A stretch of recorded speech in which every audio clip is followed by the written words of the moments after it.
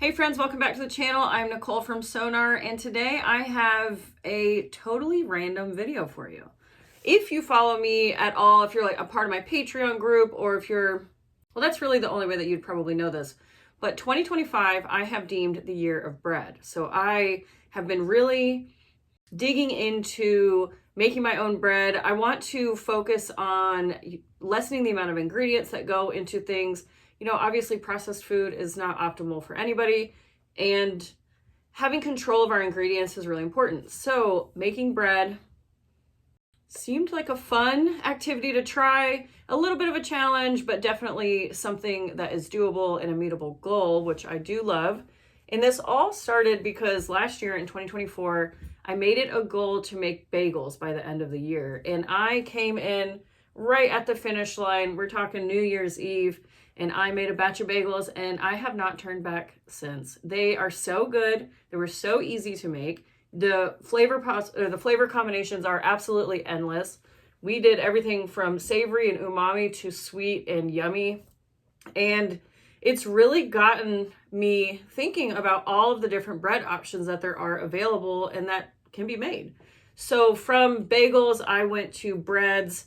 And I'm not big on the sourdough train. I feel like sourdough, it's a lot of admin. You have to like keep the starter alive. It's a whole thing. I have not gone down that road. However, I have made breads that look like sourdough, and they're nice and round, and they're super crunchy, and they're so much fun. I've taken that recipe and I've put it into a loaf pan to make sandwich bread with a nice thick crunchy crust, which is absolutely divine, I must say. I have made potato rosemary bread. I have also, just last week, I made English muffins, and I was absolutely gobsmacked at how easy they were. And the flavor of these, oh my gosh, just, you can't even imagine. They're so, so good. The flavor is so much better than store-bought. And I really wasn't expecting that at all. So all this to say that I am now on this tangent of creating. You know, they say a lot of us creative people, artistic people, we're jack of all trades, masters of none. And I fully lean into that. And I love the idea of having a little bit of knowledge on this and a little bit on this, and really leaning into the things that give me zhuzh, the things that keep my interest, that keep me intrigued. I like learning about those types of things. That's why my husband and I, we have 2 studios in our house. He has his, I have mine. If you don't know this, he is a tattoo artist, which explains this, but he is a painter, an oil painter by trade as well. And he's just absolutely incredible. He's one of those people that everything they touch turns to gold, especially artistic wise. But that being said, he can also rebuild truck motors and work on motorcycles and gold leaf windows. I mean, just anything that he wants to do, once he puts his mind to it, he can do it. He's one of those like very naturally skilled people, and it provides a little bit of healthy competition, but also a lot of inspiration. So we have 2 studios in our house that are just full to the brim of all different types of art stuff. And now it is expanded into our kitchen. And I have got to say, we are both reaping the benefits from this newfound creative freedom. And I wanted to try something new today. Now, I've been into the bread situation. I appreciate a savory flavor. I'm not so much on sweets. I don't do sweets as nearly as much. You put a bag of chips in front of me, I mean, that thing is gone. I always say I'm the Bubba Gump of potatoes. I've never been a potato I didn't like. So that being said, me getting into this situation is a little out the perimeter for me, because today what I'm going to show you is how to make homemade vanilla. Now, the reason I want to do this though is I've been making coffee creamer as well, and that requires homemade vanilla. And so I wanted to, again, harness the ingredients and know exactly what's going into what it is that I'm putting into my body. Now, trust me, I love a good Coca-Cola, don't get me wrong, but when I can control it, I do like to. Also, let the record reflect that I am a Taco Bell queen, fanatic, and I will forever stand Taco Bell. But when we're not eating Taco Bell, we are trying to be mindful of other stuff, aren't we? It's about balance, excess and moderation. You know what I mean?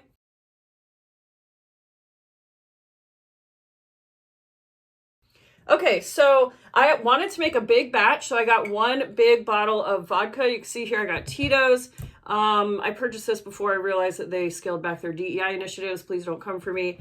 Or you can also use whiskey. You can use brandy. You can use any very high proof alcohol. I went with vodka because it just seems like a safe flavor profile for me. But in reading more and more about making homemade vanilla, you can harness a lot more flavor if you use things like bourbons and brandies and things. But first time for everything, so I went with vodka, the old trusty, and I got a liter. So by rough calculations, you should use 1 ounce of vanilla beans to 8 ounces of a liquor. So that is 1 ounce of beans to 1 cup of alcohol. There are roughly 4 cups in 1 liter. So I picked up a package of vanilla that is 4 ounces. I got this from Slow Food Group online. I picked this up for $35, and they are grade B Madagascar vanilla beans. So you can see the way that they're packaged. Sorry about the light bouncing here. But those are all the vanilla beans there. And here's the back. And it gives you a quick recipe here on how to make the vanilla beans as well. So the reason that I'm starting this now in March is because it takes a very long time for the vanilla to fully extract into the alcohol. You can get away with doing it or starting to use it after a month of steeping, but it's highly recommended to wait all the way up to a year. So I figure if I can get it going now, then this will be perfect to break down into 1 or 2 ounce bottles for Christmas gifts. My mom is a baker. My friend Stephanie likes to bake stuff. I've got lots of friends who are out here baking and making baked goods. So I thought that that would be such a cool Christmas gift. So here we go. Okay, so you're going to need a knife, a nice sharp knife, cutting board. And I did bring out my scale here just to measure out my vanilla beans. And I don't know, I just wanted to see how accurate they were. I'm just going to open it. I'm really excited to see how they smell. So a little bit about the vanilla beans. In my research, I learned that there are 2 types of vanilla beans. There's grade A and grade B. Grade A is, as you can expect, the gourmet bean. They have a higher moisture content. They are visually prettier to look at. And with all of that, they are more expensive. So grade A vanilla beans are going to be what you see at restaurants on the plates, things like that, because they just look prettier. They're more plump. They're more moisture, all of that jazz. So you've got your grade A gourmet beans, and then here we have the grade B vanilla beans. You can see they're all kind of scrunched up. Can you see? I can't tell with my light bouncing, but they're all kind of flattened and scrunched up, and that's clearly because they were vacuum sealed inside this bag. But they're not the very pretty, plump, moisture-rich vanilla beans, but they are more commonly used for extraction because of the intense flavor profile. So let's get into it. I want to weigh these. Obviously, make sure you have clean hands before you start touching any of this stuff. So I'm going to put, covering up my scale because I didn't clean it before I got it out of my drawer. Okay, so tearing this out. There we go. So let's weigh our vanilla beans. 3.8. So we're a little shy. So not quite 4 ounces. So I'm going to use all of these. Every single one of these I'm going to put directly into the vodka bottle. If you want to, you can break down the vodka bottle into, what do you call those? Canning jars. That's what they're called, right? Like a ball jar. You can break down like 1 cup into ball jars. You'd have 4 of those, obviously. But I am going to just shove them all into here. But to prepare the vanilla beans, we need to cut them first. Now, I have never done this. Please keep that in mind as we're going through this. This is my first time. So you just slice down the center, and you want to open the pod up, presumably to release all of its vanilla goodness. Which, by the way, the smell of these is soft, but very pungent. It smells really, really nice, but it's not like slapping me in the face at all. So I have never really seen vanilla beans before, but that is what they look like. I'm not sure if you can pick up on it. It almost looks like, it's like a gooey, tarry paste. That is wild. I've never thought about that. So whenever you eat like Breyer's ice cream, the vanilla bean ice cream, all of the little tiny specks that we see in the white ice cream are these vanilla beans. And that is just something that I've never thought about before, but that is really cool. So I'm just going to score all of these vanilla beans down each side here. I did find that you can cut them in half if you want to, but it's not necessary. As long as you're opening up the pod, it will grab all of this flavor that's in here. So I'm going to quickly slice all of these pods, and then we're gonna put them in our vodka.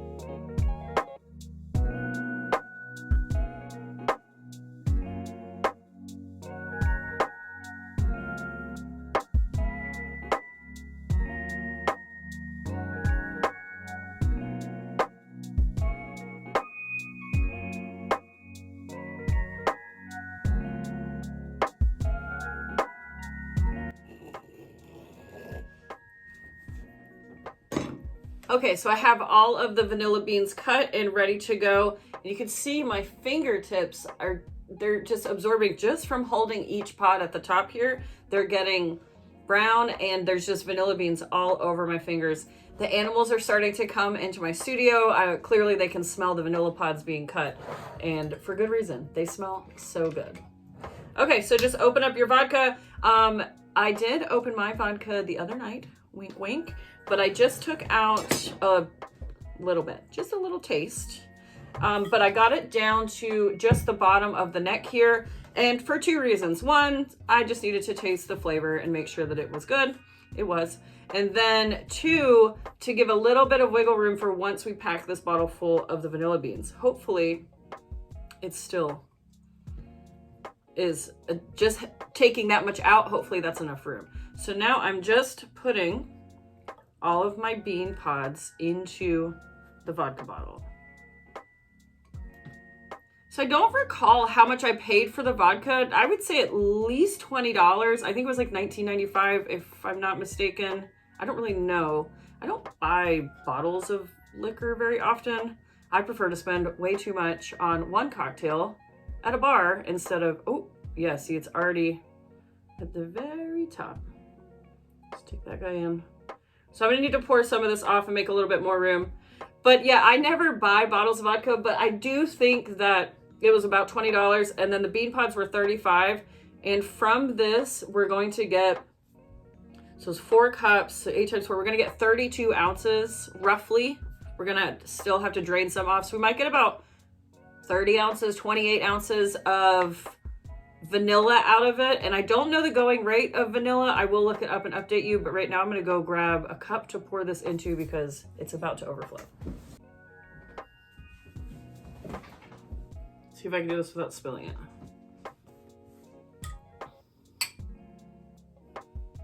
Oh yeah. She's seasoned, ladies and gentlemen. I was a bartender for a long time, so just recalling my old ways. All right, so I poured out enough to show the neck of the bottle again, because I do still have a little more than half left, so hopefully that is enough space.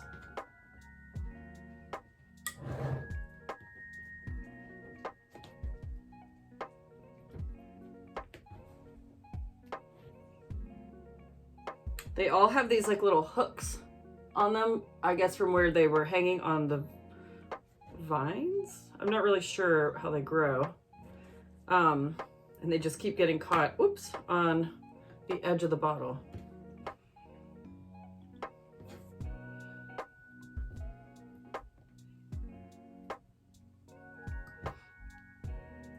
Okay, that did pretty good. It's almost to the top. I'm going to leave a little bit of air there at the top. There's about 3/4 of an inch here, a little bit of room, because you do want to agitate the vanilla beans. Every so often you want to come in and shake the bottle or just, you know, roll it around, allow it to just move around, add some air and shift everything. And this is what it looks like. It looks kind of cool. I know you can't really see it from that angle, but my hands are just covered in vanilla beans. It's my fingers. It's just all under my nails like I've been gardening. Let's try it. It's a lot more bitter than I would have thought. I would have thought that it would have been sweet, but it's my first foray into vanilla beans. So this is what it looks like in the bottle. It's just kind of dingy and brown. And what I'm going to do is just mark the date on here. I'm just going to write the date so that way I don't forget, because I will forget. That is definitely a detail that sounds like would leave my mind for sure. All right, so I just have these little labels. They're for shipping. Just going to write on here the date. So today is March 12th, 2025, and I added 3.8 ounces grade B vanilla beans.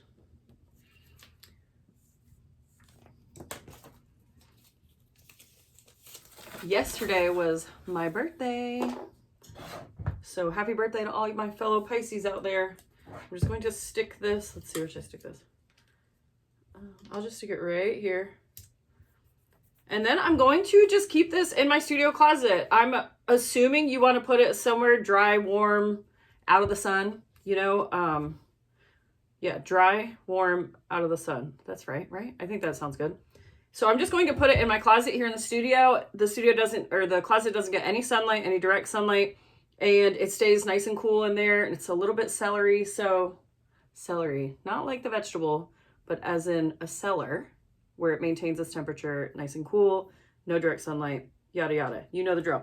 So I'm going to leave this until at least December. And what I'm going to do is every couple of days, every time I think about it, whenever I'm walking by, whenever I see it, I'll just pick it up, agitate it, let it mix and mingle in there. And then hopefully what we will see over time is the color will change. It'll get darker. It'll, I'm assuming, turn nice dark brown.